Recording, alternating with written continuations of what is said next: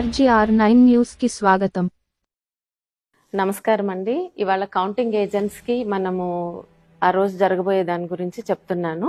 So first మీరు counting agent గా ఉదయం 6 గంటల కల్లా కౌంటింగ్ రూమ్స్ కి హాల్ కి వెళ్ళిపోవాలండి. మీతో వెళ్తున్నప్పుడు మీరు తీసుకువెళ్లాల్సినవి ముఖ్యంగా ఇది 18 డిక్లరేషన్ ఫామ్. ఇక్కడ మీరు ఆ రిటర్నింగ్ ఆఫీసర్ దగ్గర సంతకం చేయాల్సి ఉంటుంది. సో ఈ ఫామ్ తీసుకువెళ్ళండి. తర్వాత మీకు ఐడి ఇస్తారు, ఐడి బ్యాడ్జ్ అదొకటి. తర్వాత Aadhaar or any photo ID, అలాగే ఒక బుక్లెట్ను పెన్ మీరు నోట్ చేసుకోవడానికి. మీ దగ్గర 17C ఫామ్స్ ఉంటే గనక పోలింగ్ బూత్వి అవి ఇవన్నీ తీసుకోండి. ముందే భోంచేయండి, టాబ్లెట్స్ తీసుకొని లోపలికి వెళ్ళండి. సెల్ ఫోన్స్ తీసుకువెళ్ళొద్దు. ఒకసారి కౌంటింగ్ ఏజెంట్స్ మీరు లోపలికి వెళ్ళాక బయటికి రావడానికి ఉండదు. సో అలాగే మీ బ్యాడ్జ్ మీద ఉన్న నెంబర్, అంటే మీకు ఏ టేబుల్ నెంబర్ అనేది ముందే తెలుస్తుంది, ఏ టేబుల్ నెంబర్ వద్ద కూర్చుంటారో. సో మీరు ఆ టేబుల్ దగ్గరే కూర్చోవాలి, ఇంకెక్కడికి తిరగడానికి ఉండదు. సో ఇప్పుడు లోపలికి వెళ్ళాక కౌంటింగ్ హాల్ సెటప్ గురించి చెప్దాం. సో మీరు లోపలికి సైన్ చేసి వెళ్ళాక ఇలా హాల్లోకి వెళ్ళాక ఇదంతా రెడ్ కలర్ లో ఉన్నది ఫెన్స్ ఉంటుందండి. అంటే దీని లోపల ఓన్లీ ఎలక్షన్ కమిషన్ అపాయింట్ చేసిన వ్యక్తులు మాత్రమే ఉంటారు. మీరు కౌంటింగ్ ఏజెంట్ గా కూర్చునేది ఈ ఫెన్స్ బయట. ఇక్కడ చైర్స్ ఉంటాయి మీకు. మీ టేబుల్ నెంబర్ ఏదో చూసుకోండి, ఇలా 1 2 3 దాని ఎదురుగా వెళ్ళి అక్కడ కూర్చోవాలి. సో ఫస్ట్ రోలో జాతీయ పార్టీలకు సంబంధించిన వాళ్ళు కూర్చోవచ్చు, సెకండ్ రోలో స్టేట్. సో ఇక్కడ కూర్చుని మీరు నోట్ చేసుకుంటారు ప్రక్రియ అయ్యే వరకు. సో నెక్స్ట్ వచ్చేసి ఇక్కడ 14 టేబుల్స్ ఉంటాయి. సో ఇది ఎమ్మెల్యే సెటప్ ఒకటి ఉంటుంది, ఎంపీకి ఒక కౌంటింగ్ హాల్ ఉంటుంది. సో 2 కౌంటింగ్ హాల్స్ ఉంటాయి. సో ఎక్కడైనా సరే 14 టేబుల్స్ ఉంటాయి. ఈ 14 టేబుల్స్ లో ఒక్కొక్క టేబుల్ వద్ద మీకు ఒక కౌంటింగ్ సూపర్వైజరు, కౌంటింగ్ ఆఫీసరు, ఒక అబ్జర్వర్ ఉంటారన్నమాట. అలాగే ఒక రిటర్నింగ్ ఆఫీసర్ ఉంటారు, ఒక అసిస్టెంట్ రిటర్నింగ్ ఆఫీసర్, మన ఏజెంట్, ఇంకొక ఏజెంట్. ఇక్కడ ఈ అసిస్టెంట్ రిటర్నింగ్ ఆఫీసర్ దగ్గర కూడా ఎమ్మెల్యేను, ఎంపీ ఏజెంట్స్ ఉంటారు. అలాగే మీకు పోస్టల్ బ్యాలెట్స్ అది జరుగుతుంటే అదే పోస్టల్ బ్యాలెట్ టేబుల్ దగ్గర కూడా మన ఏజెంట్, ఎమ్మెల్యే గాని ఎంపీ ఏజెంట్ గాని ఉంటారు. సో ఇది సెటప్. ఇప్పుడు కౌంటింగ్ ప్రక్రియ గురించి అండి. సో మొదట కౌంటింగ్ అనేది పోస్టల్ బ్యాలెట్స్ తో మొదలవుతుంది. మీకు 7 నియోజకవర్గాలు ఉన్నాయనుకోండి, ఒక పార్లమెంట్ పరిధిలో 7 కౌంటింగ్ హాల్స్ ఉంటాయి. అలాగే ఎమ్మెల్యేవన్నీ విడిగా జరుగుతాయి, ఒక హాల్లో జరుగుతుంది. ఎంపీ కౌంటింగ్ విడిగా జరుగుతుంది. సో పోస్టల్ బ్యాలెట్స్ ఒక ఎమ్మెల్యేకి అదే హాల్లో పక్కన కొన్ని టేబుల్స్ వేస్తారు, అంటే ఒక 4-5 టేబుల్స్ వేసి పోస్టల్ బ్యాలెట్ కౌంటింగ్ జరుగుతుంది. పోస్టల్ బ్యాలెట్స్ ఆర్ఓ ఆఫీసర్ ఆధ్వర్యంలో జరుగుతుంది. అలాగే మన ఏజెంట్స్ కూడా ఉంటారు అక్కడ. సో అది ఒక జరిగిన మొదలుపెట్టిన అరగంటకి 30 నిమిషాల తర్వాత ఈవీఎం మెషిన్ కౌంటింగ్ స్టార్ట్ అవుతుంది. సో ఇప్పుడు ఆ ఈవీఎం మెషిన్ కౌంటింగ్ ఎలా ఉంటుందో చూద్దాము. ఎంపీకేమో విడిగా ఇంకొక రూమ్ లో పోస్టల్ బ్యాలెట్ కౌంటింగ్ జరుగుతూ ఉంటుంది. అక్కడ కూడా ఆర్ఓ అధికారిను, మన ఏజెంట్స్ ఉంటారు. సో ఇప్పుడు ఈవీఎం కౌంటింగ్ ఎలా జరుగుతుందో చూద్దాం. సో మీకు ముందుగానే మీ టేబుల్ నెంబర్ ఏదో మీకు తెలుసు కదా. సో ఆ టేబుల్ దగ్గరికి వెళ్ళి మీరు ఫెన్స్ బయట కూర్చొని ఉంటారు. ఇక్కడ సెటప్ ఇలా ఉంటుంది. ఇదిగోండి టేబుల్, ఉదాహరణకి టేబుల్ 1. ఈ టేబుల్ 1కి పోలింగ్ బూత్ 1 నుంచి 1వ కంట్రోల్ యూనిట్ వస్తుంది ఫస్ట్. ఇది ముందుగానే నిర్ధారించబడి ఉంటుంది, ఏ పోలింగ్ బూత్స్ నుంచి వస్తాయి టేబుల్ 1కి అనేది. సో అలాగే ఇప్పుడు టేబుల్ 2 ఉందనుకోండి, పోలింగ్ బూత్ 2 నుంచి కంట్రోల్ యూనిట్ 1 వస్తుంది. అలాగే టేబుల్ 14 అయితే పోలింగ్ బూత్ 14 నుంచి కంట్రోల్ యూనిట్ 1 వస్తుంది. సో ఈ ప్రక్రియలో జరుగుతుంది. ఇది ముందే నిర్ధారించుంటుంది. ఇక్కడ 2 కౌంటింగ్ సూపర్వైజర్లు ఉంటారు, ఒక అబ్జర్వర్ ఉంటారు. ఈ కంట్రోల్ యూనిట్ ఏదొచ్చినా ఒక ఈఎంవి మెషిన్ కి కూడా కనెక్ట్ చేసి ఉంచుతారు. సో ఇప్పుడు మీకు ఇలాంటి సూట్ కేసులో మీకు కంట్రోల్ యూనిట్ తీసుకొస్తారు. తీసుకొచ్చినప్పుడు మీరు ఫస్ట్ చూసుకోవాల్సింది సీల్స్. ఈ సీలు కరెక్ట్ గా ఉందా. తర్వాత ఇది ఓపెన్ చేస్తారు. ఓపెన్ చేశాక కంట్రోల్ యూనిట్ బయటకు తీస్తారు. అడ్రస్ సీల్ చూసుకోండి సరిగ్గా ఉందో లేదో. ఆ తర్వాత పేపర్ సీల్ సరిగ్గా ఉందో లేదో చూడండి. తర్వాత ఈ పేపర్ సీల్ కట్ చేసి ఓపెన్ చేస్తారు. ఓపెన్ చేసినాక ఇక్కడ మనకి గ్రీన్ సీల్ ఉంటుంది. ఈ గ్రీన్ సీల్ ముఖ్యమైనది. ఈ గ్రీన్ సీల్ కరెక్ట్ గా ఉండాలి. ఇది కనుక బ్రేక్ అయి ఉంటే మీరు వెంటనే రిటర్నింగ్ అధికారికి, ఆర్ఓకి తెలియజేయండి. సో ఆ గ్రీన్ సీల్ కూడా కరెక్ట్ గానే ఉందనుకోండి, అప్పుడు మీకు మెషిన్ ఆన్ చేస్తారు. మెషిన్ ఆన్ చేశాక రిజల్ట్ బటన్ నొక్కే ముందు మీకు ఈ సూట్ కేసు ఉంది కదా, దానిలో 17C బయటికి తీస్తారు. బయటికి తీసి మీకు క్లియర్గా ఇక్కడ చదువుతారు. ఇది తీసినప్పుడు మీ దగ్గర కూడా 17C ఫామ్ ఉండాలి, మీరు పోలింగ్ డేట్ నుంచి తెచ్చుకున్నది.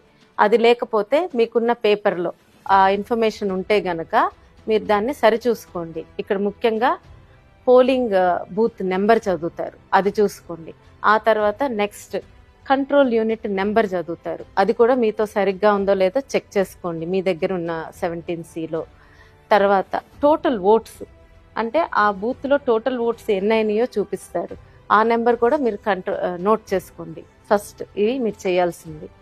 తర్వాత ఈ గ్రీన్ సీల్ సరిగ్గానే ఉంది అనుకున్నాక ఈ బటన్ నొక్కుతారనమాట. ఈ బటన్ నొక్కగానే మీకు రిజల్ట్స్ కనిపించడం మొదలవుతాయి. సో రిజల్ట్స్ వస్తున్నప్పుడు ఫస్ట్ మీకు పోలింగ్ తేదీ కనిపిస్తుంది, నోట్ చేసుకోండి. తర్వాత టోటల్ నెంబర్ ఆఫ్ ఓట్స్ కనిపిస్తాయి. ఆ టోటల్ నెంబర్ ఆఫ్ ఓట్స్ మనకి ఇప్పుడు ఈ 17Cలో మీరు ముందు చూసుకున్నారు కదా, ఆ ఓట్స్ నెంబర్ కరెక్ట్ టాలీ అవ్వాలి. ఒకవేళ అది టాలీ అవ్వలేదనుకోండి, వెంటనే ఆర్ఓ ఆఫీసర్కి తెలియజేయండి. అప్పుడు టాలీ అవ్వకపోతే ఆయన వచ్చి ఆ మెషిన్ని మళ్ళీ పక్కకు తీసుకువెళ్తారనమాట. తీసుకువెళ్ళి మీరు ఆ రౌండ్ ఖాళీగా ఉంటారు. తర్వాత ఈ రిజల్ట్స్ స్టార్ట్ అవుతాయి, కనిపించడం స్టార్ట్ అవుతుంది మీకు. ఆ క్యాండిడేట్ 1, 2, 3 నోటా వరకు రిజల్ట్స్ డిస్ప్లే అవుతాయి. మీరు ప్రతిదీ మీ క్యాండిడేట్ది ముఖ్యంగా చూసుకొని అన్నీ నోట్ చేసుకోండి, నోటాతో సహా నోట్ చేసుకోండి. ఇవన్నీ ఏం ప్రాబ్లం లేకుండా జరిగిపోతే మీరు నోట్ చేసుకుంటున్నట్టే ఈ కౌంటింగ్ సూపర్వైజర్ కూడా 17C పార్ట్ 2 ఫిల్ చేస్తూ ఉంటారు, మీతో పాటు అన్ని రిజల్ట్స్ నోట్ చేస్తారు. మీకు ఒకవేళ రిజల్ట్స్ మళ్ళీ చూడాలనుకుంటే రిటర్నింగ్ అధికారిని అడిగితే ఆర్ఓని మీకు మళ్ళీ రిజల్ట్ బటన్ నొక్కితే మళ్ళీ అన్నీ కనిపిస్తాయి. ఒకవేళ ఇదంతా సవ్యంగా అయిపోయింది, అందరూ అగ్రీ అయ్యారనుకోండి, ఒప్పుకుంటే మీకు కౌంటింగ్ సూపర్వైజర్ 17C పార్ట్ 2 సంతకం పెట్టమని అడుగుతారనమాట. సో దానిలో మీకు ఆ కంట్రోల్ యూనిట్ నెంబర్ కూడా రాసి, అవును ఇది ఇదే కంట్రోల్ యూనిట్లో జరిగింది కౌంటింగ్ అని చెప్పి మీరు సంతకం పెడతారు. అందరూ సమ్మతమే అయితే ఆ పేపర్ తీసుకెళ్ళి కౌంటింగ్ సూపర్వైజర్ ఆర్ఓకి అందజేస్తారు. ఆయన అది కూడా సరి చూసుకొని కరెక్ట్గా ఉంటే మైక్లో అనౌన్స్ చేస్తారు. బోర్డు మీద కూడా ఈ రిజల్ట్స్ అన్ని డిస్ప్లే చేస్తారు.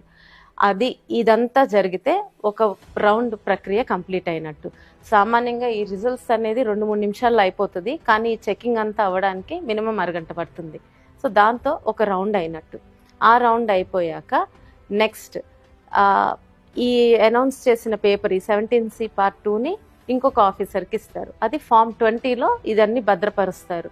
ఫామ్ 20ని బట్టే మనకి తర్వాత క్యాండిడేట్స్కి అందించేది, దాన్ని బట్టే మన డిక్లేర్ చేసేది రిజల్ట్ని. సో ఇప్పుడు ఇదంతా అయిపోయాక మళ్ళీ మీ టేబుల్కి పోలింగ్ బూత్ 1 నుంచి సెకండ్ కంట్రోల్ యూనిట్ వస్తుందన్నమాట. సో అట్లా రెండో రౌండ్ ఆ నియోజకవర్గంలో ఉన్న పోలింగ్ బూత్స్ అన్ని కంట్రోల్ యూనిట్స్ అయిపోయే వరకు ఈ ప్రక్రియ కొనసాగుతుంది. అన్ని రౌండ్స్ అవుతాయి. మొత్తం నియోజకవర్గంలో అన్నీ అయిపోయినాయి అనుకోండి, మీకు లాస్ట్లో ఒక వీవీప్యాట్ మెషిన్ ఒక 5ని లాటరీ సిస్టంలో తీస్తారు. తీసి ఇక్కడే మీకు పక్కన ఇంకొక గదిలో మీ అందరూ కనిపిస్తుంది, అక్కడే వాటిని కౌంట్ చేస్తారు. ఆ పేపర్ స్లిప్స్ అన్ని కౌంట్ చేస్తారు. అవి దానికి సంబంధించిన కంట్రోల్ యూనిట్లో నెంబరు సరిగ్గా ఉందనుకోండి, దాంతో కౌంటింగ్ ప్రక్రియ కరెక్ట్గానే ఉందని నిర్ధారిస్తారు. సో ఇప్పుడు ఏమేమి సమస్యలు రావచ్చు, ఒకవేళ మీకు ఈ కంట్రోల్ యూనిట్స్ తెచ్చినప్పుడు సీల్స్ సరిగ్గా లేకపోయినా, ఏ సీల్ లేకపోయినా రిటర్నింగ్ అధికారికి ఆర్ఓకి తెలియజేయండి. సో ఈ గ్రీన్ సీల్ వరకు బాగానే ఉంటే మీకు యాక్చువల్లీ ముందు కంటిన్యూ చేస్తారు. ఒకవేళ గ్రీన్ సీల్ బ్రేక్ అయి ఉందనుకోండి, ఆర్ఓకి తెలియజేయండి. ఆయన అది తీసుకువెళ్ళి ఆ కంట్రోల్ యూనిట్ తీసుకువెళ్ళి దానికి సంబంధించిన వీవీప్యాట్ మెషిన్ని తెప్పిస్తారు. అదంతా ఈ కౌంటింగ్ అయిపోయాక చేస్తారు. లాస్ట్లో తెప్పించి దానిలో స్లిప్స్ కౌంట్ చేసుకుంటారు. తర్వాత ఇది ఆన్ అవ్వలేదు, మీరు ఆన్ బటన్ నొక్కినా కూడా కంట్రోల్ యూనిట్ ఆన్ అవ్వలేదు, ఆర్ఓకి తెలియజేయండి. ఆయన బ్యాటరీ తీసుకొచ్చి పెడితే అది ఆన్ అయితే కౌంటింగ్ కంటిన్యూ అవుతుంది. లేదు అది వేసినా కూడా ఆన్ అవ్వలేదు అనుకోండి, కంట్రోల్ యూనిట్ని పక్కకు తీసుకెళ్ళి పెడతారు. సేమ్ మళ్ళీ వీవీప్యాట్ మెషిన్తో స్లిప్స్ కౌంట్ చేస్తారు. రెండవది, మీకు టోటల్ ఓట్స్ 17C ఫామ్ మీద టోటల్ ఓట్స్ కౌంటింగ్ కంట్రోల్ యూనిట్లో టోటల్ ఓట్స్ తేడా ఉందనుకోండి, అంటే ఎక్కువ ఉన్నాయనుకోండి కంట్రోల్ యూనిట్లో, అంటే మాక్ రిజల్ట్స్ ఏమన్నా ఇరేజ్ చేసి ఉండకపోవచ్చు.